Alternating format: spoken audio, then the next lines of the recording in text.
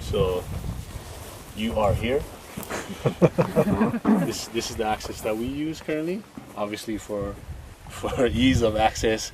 And then coming from the top side off of R1, which you can access from Mauna Kea Access Road or Kilohana Hunters Check-in Station off of the old Saddle Road.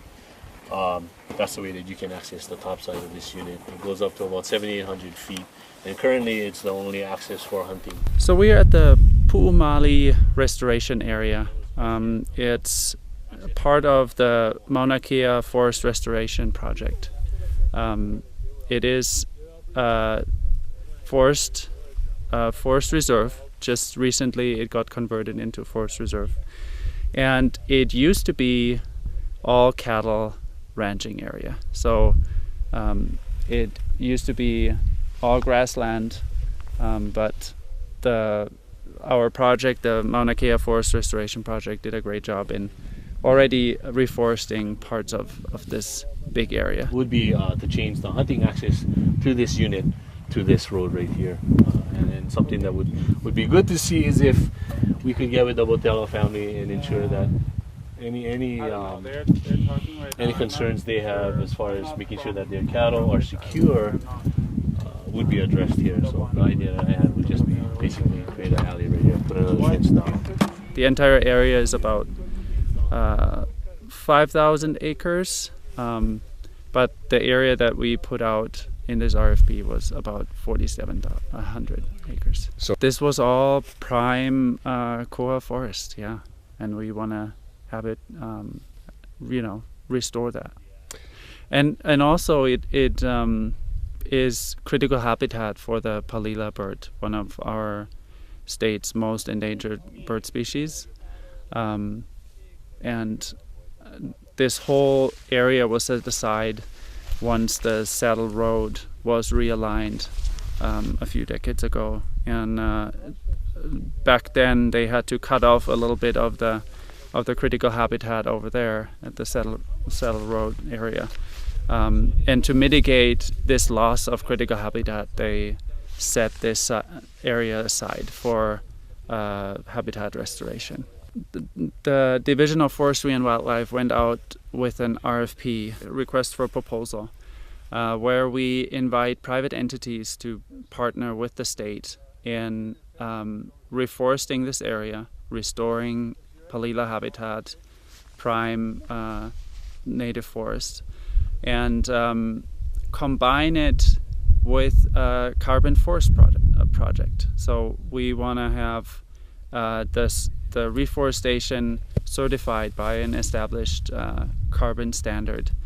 That's basically a third party that certifies that you are storing a certain amount of carbon by reforesting the area. So whenever we plant a koa tree, just like that, with the photosynthesis, it sucks out carbon dioxide, one of the major greenhouse gases that is changing our climate as we speak, and it stores it in biomass. And there's models that you can run to come up with an estimate of how much carbon is stored in these forests. So the idea is, by financing and incentivizing the reforestation, like in a carbon project like this, we are sequestering carbon that has been emitted at other places. Let's say an airline wants to offset their carbon emissions. For now, they cannot fly without fossil fuels, so they have to look at ways, okay, all these emissions that we put into the atmosphere, how can we mitigate that? And a project like this would be the perfect opportunity, because it has so many benefits. Not only is it storing the carbon and sucking it out of the atmosphere, but it also creates critical habitat. It creates habitat for all kinds of other endangered plant and animal species. It's a wonderful area to hunt. It has watershed significance. these grasslands that you see have much lower capacity to capture and replenish water compared to native ecosystems. So there's so many benefits to it, and I think this project coming from the carbon side is just a very nice combination of a win-win situation, both for, let's say, the industry in Hawaii that wants to move towards a more sustainable way of forming the economy, but also for the nature, for people that want to doing recreation. It's a wonderful project. It is very exciting, and we are definitely taking a lead, and we are proud to continue this tradition of Hawaii to be a national leader when it comes to environmental protection and to conservation, and these innovative approaches such as the forest carbon mechanism. And